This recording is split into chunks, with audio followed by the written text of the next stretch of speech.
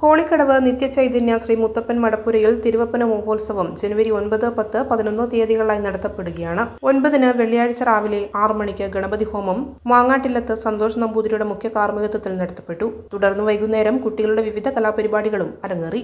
ജനുവരി 11 ഞായറാഴ്ച രാവിലെ 6:30-ന് തിരുവപ്പന നടക്കും. ഉച്ചയ്ക്ക് 12 മണിക്ക് അന്നദാനത്തോടുകൂടി മഹോത്സവത്തിന് സമാപനമാകും.